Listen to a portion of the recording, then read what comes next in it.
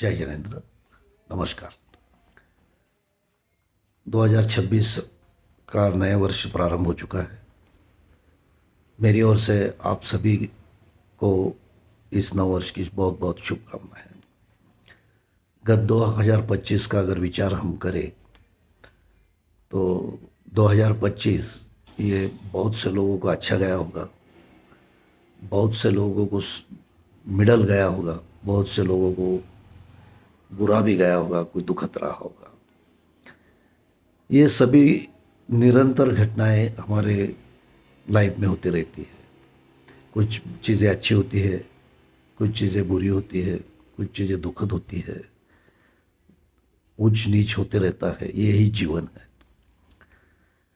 जीवन का अर्थ समझते हुए अगर हम अपने आप को बदले और अपने आप को आगे लेके चले तो ही हम आगे सक्सेस हो सकते हैं। मैं हमेशा मेरे बच्चों को, मेरे स्टूडेंट्स को हमेशा ये कहता रहता हूँ कि जीवन ये चढ़ उतार जीवन में आते रहते हैं। कुछ घटनाएं बहुत आनंददायक आती है, उसको हम हर्षोल्लास से मनाते हैं। कुछ घटनाएं बुरी आती है जिसे हम दुख के साथ मनाते हैं। लेकिन अगर हम जीवन में संयम रखें, सौम्यता रखें, शीतलता रखें तो ये सभी चीज़ों पे हम मात करके आगे बढ़ सकते हैं। जीवन में जिसे एक बार आना है उसे तो जाना ही है। ये सृष्टि का नियम है। कोई चीज़ स्थायी नहीं होती।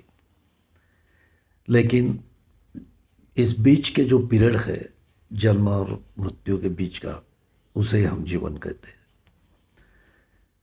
अब जीवन में हम यह प्रयास करते रहे क्या हम अपने आप को तो जीवन सुधारे ही, अपने आप में हम कर्तव्य का पालन करें और हमारे जो आजू बाजू के लोग हैं उन्हें हम साथ ले चले, उनकी हम मदद करें।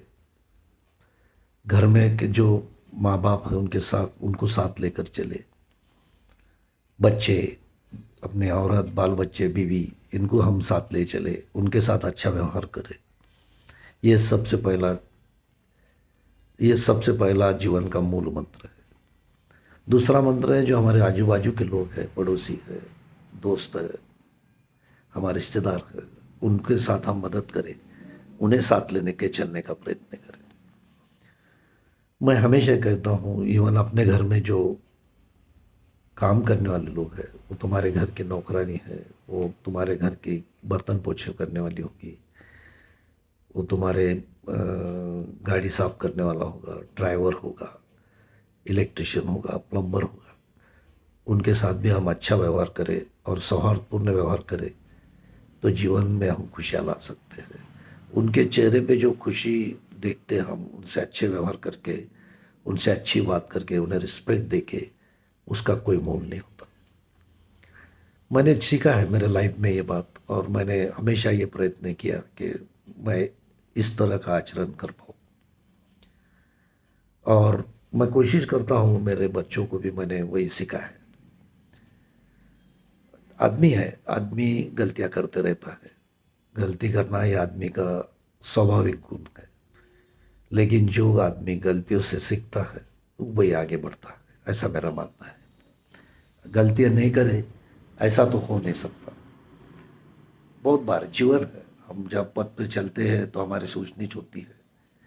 हम किसी से शब्दों का गलत प्रयोग कर लेते हैं। कभी कभी हम इरिटेट हो जाते हैं, चिढ़ जाते हैं, तो हम उसके साथ व्यवहार अच्छा नहीं करते, उसके साथ बर्ताव अच्छा नहीं करते।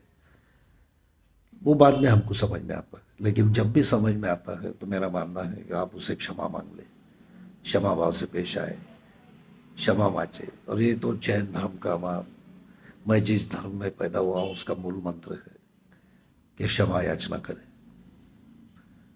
छोटों से भी क्षमा याचना करनी चाहिए, बड़ों से भी करनी चाहिए, सभी से करनी चाहिए। इवन जैन धर्म ने तो ये सिखा है कि प्राणी मात्रों से भी हमें क्षमा याचना करनी चाहिए। तो ये प्रकृति को साथ लेके चलने का जो नियम जैन धर्म ने बताया है, इसी के पथ पे चले और हम चल सके तो मेरे को ऐसा मानना है कि अहिंसा का मार्ग ही जो हमें गांधी जी ने भी बताया है। अहिंसा बहुत नमूने की है, सिर्फ किसी को मारना, किसी को मार देना या पशुओं को मारना ही अहिंसा नहीं है। हिंसा करना ये सिर्फ किसी को मारने से हिंसा नहीं होती। बोलचाल के भाव में भी आप अगर गलत शब्दों का प्रयोग करते तो भी हिंसा मानी जाती है। इसलिए आपके भावों को अगर आप ठीक कर दें, आपके भावों में आप सहजता ला लें, आपके भावों में आप सहनशीलता ला लें, तो आप उसमें अहिंसा का धर्म का पालन कर सकते हैं, ऐसा मेरा मानना है। गत 2025 में मैंने बहुत चढ़ उतार देखे। मेरे अच्छे अनुभव आए। मेरे 2 प्रोजेक्ट थे वो कंप्लीट हो गए, कुछ कंप्लीशन की ओर है। मेरे होम्योपैथी में मैंने जो प्रैक्टिस मैं करता हूँ उसमें कई पेशेंट मेरे हाथ से नीट हो गए। उनके चेहरे पे मैं जब अ, ट्रीट होने के बाद का जो भाव देखता हूँ, कंप्लेंट कम होने के बाद, पेन कम होने के बाद जब मैं भाव देखता हूँ, मुझे बड़ा आनंद होता है। इसके साथ साथ ही मैंने कुछ मेरे दुखद घटनाएं मेरे फैमिली में घटी। सबसे पहले तो जुलाई के महीने में मेरा जो रहता मकान है वो रोड वाइडनिंग में गया। मुझे शिफ्ट होना पड़ा अर्जेंट में। उसी दौरान मेरी माँ की तबीयत खराब हो गई, उनका देहांत हो गया। मेरे घर में मेरे फूफा जी का देहांत हुआ, मेरे बुआ के लड़के का देहांत हुआ, बहुत मेरे मासा जी का देहांत हो गया। ये बहुत सारी घटनाएं मेरे साथ हमारे घर में घटी, मेरे फैमिली में घटी। लेकिन इसके बावजूद भी हमने उसमें से उभरने की कोशिश की। और हर चीज़ आती है जाती है। ये सब घटनाएं बहुत दुखद भी थी, लेकिन समय समय के साथ हमें भूलकर आगे बढ़कर हमें करना पड़ता है। मेरे फादर ओल्ड एज में है, 86 उनके एज है, उनको साथ लेके चलना है। उनके लिए बहुत दुखद घटना थी, क्योंकि उनका 61 साल का उनका साथ था मेरी माँ के साथ। मेरी माँ को मैंने कभी देखा नहीं कि उन्होंने कभी मेरे फादर से ऊंची आवाज़ में बात की होगी। ये मेरे फादर के उनकी मैंने कभी लड़ाई देखी नहीं। हम सब मजाक करते थे कि ऐसी जोड़ी हमने कभी देखी नहीं। इनकी लव स्टोरी अलग है, ये हीर रांझा से भी परे लोग हैं। इनका आपस का भाव, इनके आपस के व्यवहार, इनका आपस का प्रति लगाव, इनका आंखों से ही एक में कुछ समझ जाना कौन क्या कहना चाहता है। ये सारी बातें देखकर मैंने बहुत नज़दीक से देखी। तो मेरी माँ के साथ मैं बहुत रात को जाके बैठता था, उनके साथ मैं न्यूज़ देखता था रोज रात में 12 बजे, मराठी न्यूज़, एबीपी वाला। ये मेरा कई सालों का मेरा निरंतर चलने वाला बात थी। वो चले गई, क्योंकि मैं न्यूज़ उसके बाद मैंने आज तक न्यूज़ नहीं देखा, तो 12 बजे की। वो बहुत सारी चीज़ें हैं, मैं शब्दों में उसको बयान नहीं कर सकता। अभी हम मेरे फादर संभल रहे हैं ये बातों में से, उनके लिए भी संभलना बहुत मुश्किल था। बहुत सारी चीज़ें वो आज भी लिखते हैं, मेरी माँ के बारे में लिखते हैं, फेसबुक पे डालते हैं। लोगों को लगता है कि भाई ये इतना पढ़ा लिखा आदमी है ये, लेकिन 61 साल का उनका साथ, उनकी मेरी माँ ने उनको दिया हुआ साथ, वो कैसे भूल सकते हैं। भूलना आसान नहीं होता, कहना आसान है। हम उनको समझाते हैं, समझते हैं। हमें कहना भी आसान है, लेकिन उनको समझना, उनके साथ उनको समझना, वो उनके दिल की बात वो ही जानते हैं। लेकिन आ रहे हैं बाहर। अब बहुत अच्छी बात है कि वो इसमें से उभर रहे हैं। वो बहुत विद्वान आदमी है, लेखक है, पत्रकार है। कई बड़े बड़े इस पे उन्होंने अच्छे आर्टिकल्स लिखे हैं। उन्होंने बहुत से जीवन में राइटिंग वर्क किया है, बहुत से बुक्स पब्लिश किए, किताबें लिखी है। तो एक दैनी आदमी है, वो खुद ही एक हमारे लिए यूनिवर्सिटी है। हम तो उनको देख देख के सीखे।